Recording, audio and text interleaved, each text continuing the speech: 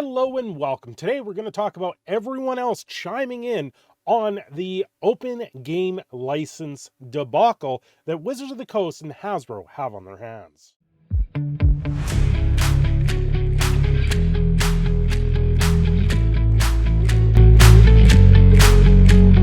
One of the many RPG makers out there has chimed in on this. The makers of Vampire the Masquerade and White Wolf. I have one of the books here. This is the Sabat book. It's there. I have a few, but I'm just going with what's close to me. The Vampire the Masquerade is a very different style of storytelling. It's a very different style of game. And there's many other games like that out there, but they all come down to them being a tabletop RPG. White Wolf also has a live action version of being a role-playing game where you get together with a group of people. I used to play with upwards to 30 to 40 people in a group playing these games. There's also like Sunfall, which is like a whole weekend where you go out in the middle of the woods and you play in a medieval time and do absolutely amazing things and just build new friendships and have fun with it. And that's the biggest draw that I've had in RPGs and role-playing games, totally, is being able to go out there and be open and play and just have fun. It's also spurred on creation of new games, and the creations of new games aren't going to stop with the open gaming license being revoked by Hasbro and Wizards. It's going to turn around and bite them in the ass because now it's going to shrink their market cap. And I think that's where the pockets are going to really hurt.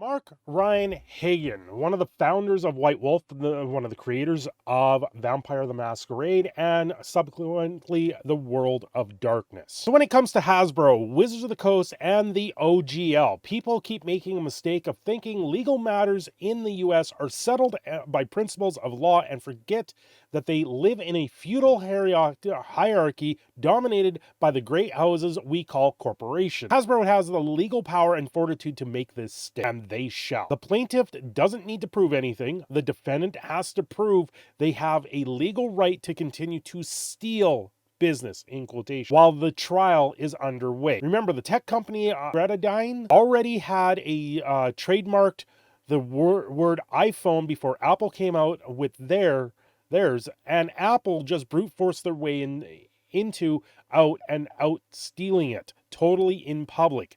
This is how the legal system actually works in the USA, and let's face, most other countries as well. Might makes right, and that's one of the concepts of how Vampire the Masquerade came around with the Bruja. It was one of their foretelling things. Might makes right. It was the vampires that were more brute force and very brutal in that sense. Also, this is key. The OGL doesn't use the term irrevocable. I have spoken about this in the past.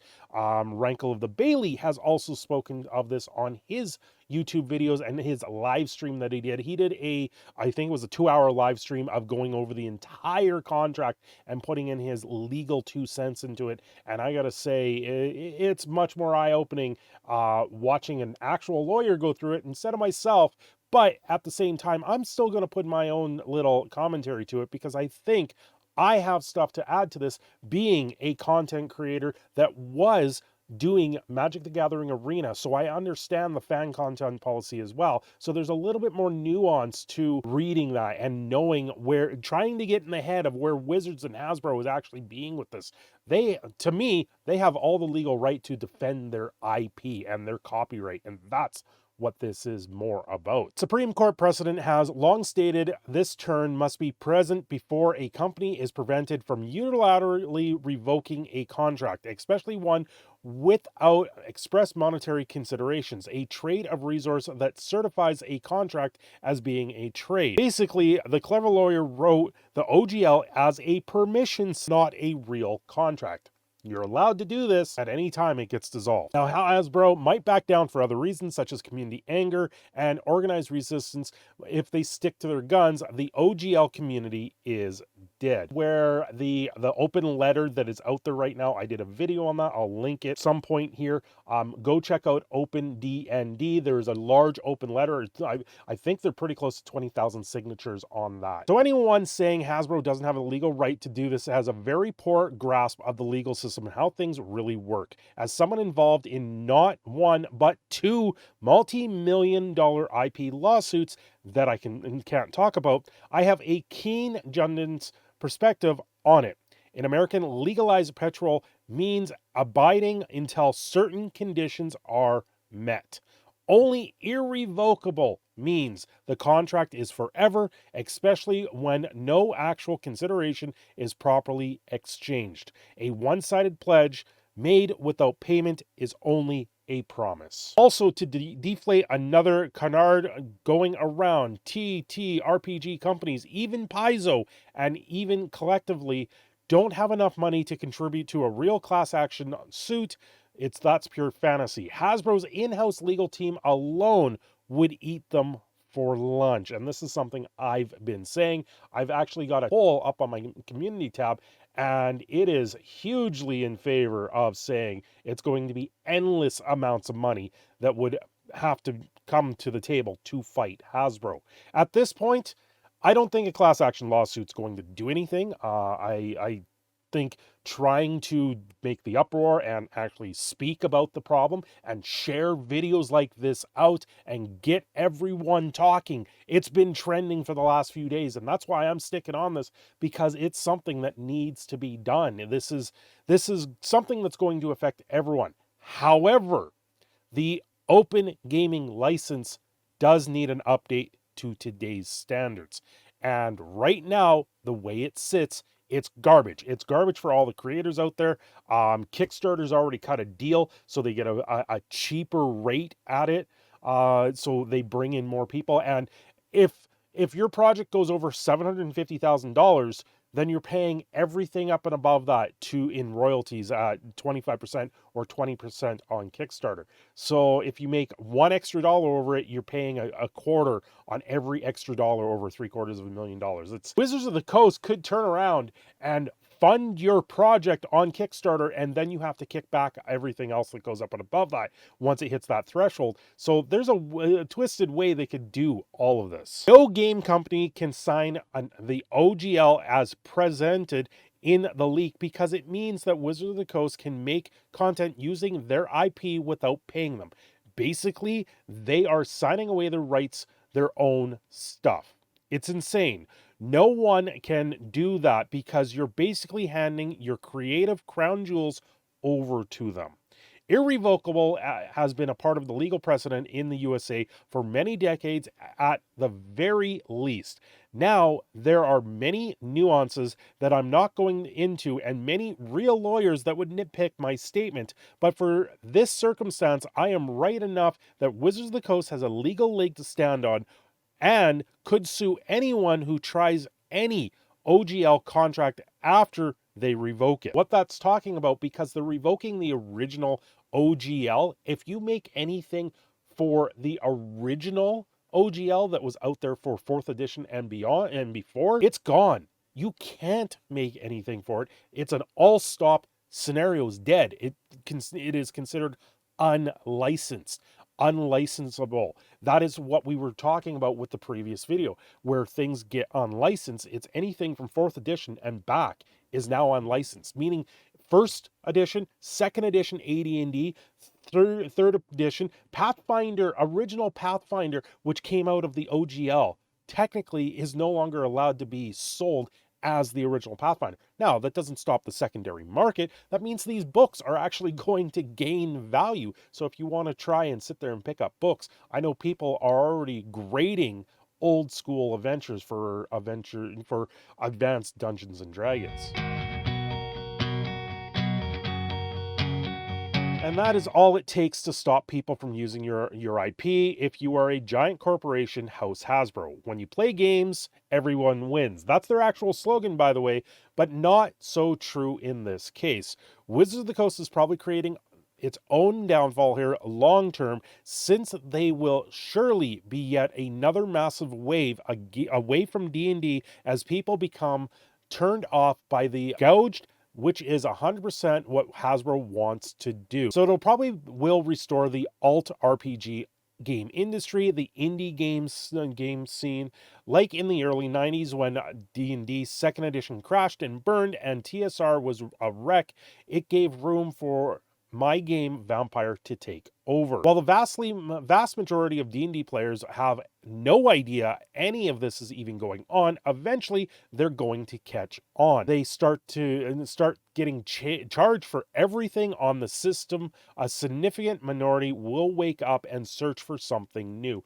This is something I've spoken about long ago, how Wizards of the Coast is going to take their version of games and they're going to sublease out smaller portions of it. You're no longer going to be able to buy a complete source book. The player's module, you can buy the entire thing at a broken down cost. It's going to be like if you play the Sims video game on Steam. There is hundreds of add-ons to them and they each cost $10 to $12 for these add-ons. I believe right now as it stands, if you were to buy the entire Sims game, the entirety of it, you're paying over $1,000 for one game, which is absolutely insane. It's microtransaction to hell.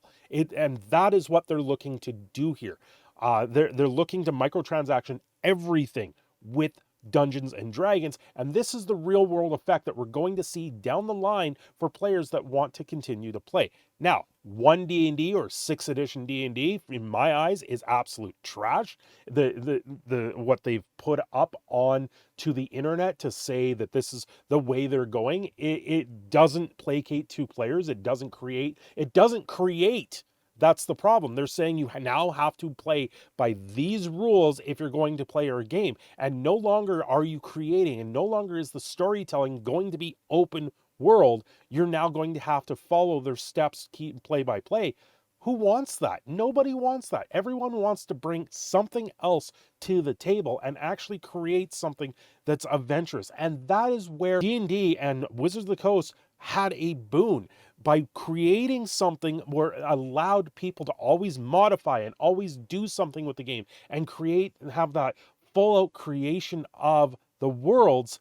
That's where it went and why it was so successful. Look at Skyrim. Skyrim is one of the heaviestly modded games out there on the market. If the modding community disappears, which there is hints that it may happen here very soon once this is going on, I can tell you they're going to be watching this case very closely because the modding community is also in danger in the Skyrim sense if this completely goes through. This is going to have waves across the board. So if you're not standing up and saying, Wizards of the Coast, no, this is going to completely change the way people game.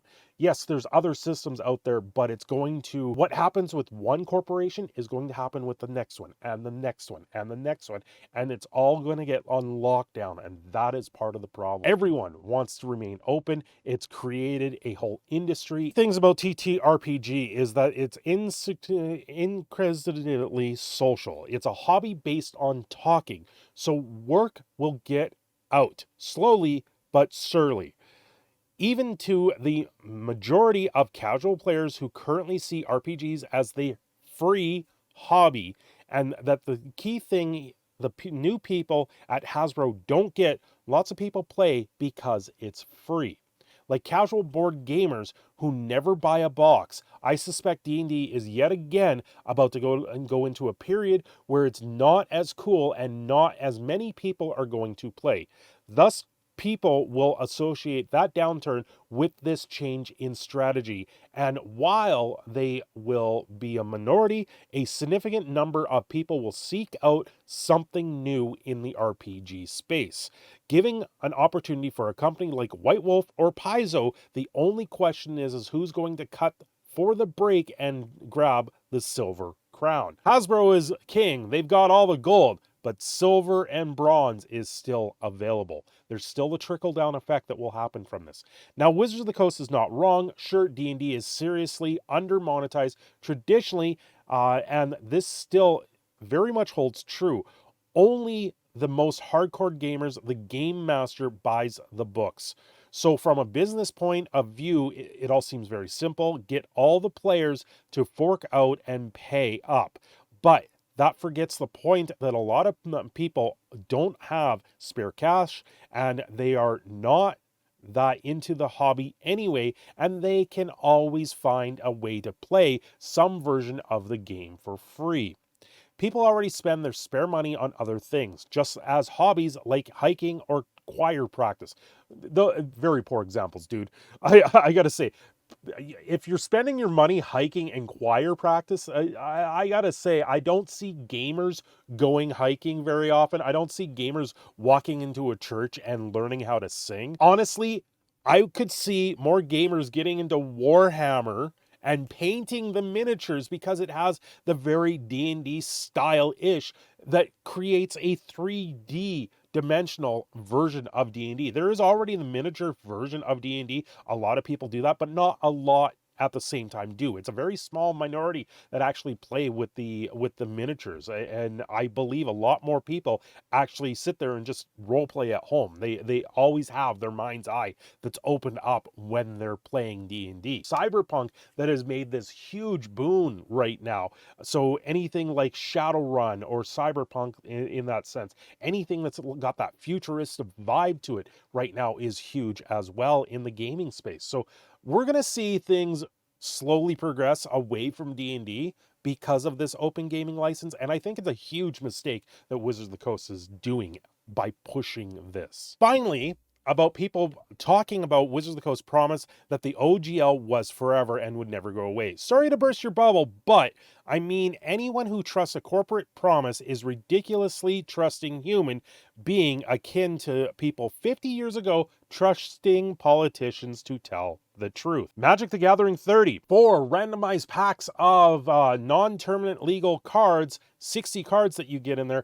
By the way, each pack had 3 basic lands in them, so you're getting 12 basic lands in that for $1,000 to open something that is nostalgia, stating they would never do this, and that would violate the spirit of the reserve list. And the reserve list, in this sense, has been violated. It even caught the Bank of America to say that they are burning their golden goose. Now, I don't think corporations are evil or that capitalism isn't the worst economic system except for all the others. But I do think corporations are not set up to be good citizens unless their country has specific laws or a very powerful civic culture that forces them to be. And obviously, the USA doesn't have anything close to that right now. Wizards of the Coast can and will do whatever it wants under the law. And corporate law is a very fungible thing to a crony capitalist system. Image, playtest cover of the new D20, but 100% non-OGL indie style RPG. And he has an image for Fang Knight, which is a new vampire RPG that he is making. I think there's some wise words in there. I think a lot of people are overestimating what they can do legally in this matter. Wizards of the Coast and Hasbro is going to flex their muscle, and that is what this is. They are flexing it forward, and they're saying the OGL is done. They just purchased D&D Beyond. Critical Role has contracts with D&D Beyond. A lot of people are saying, why hasn't Critical Role said anything?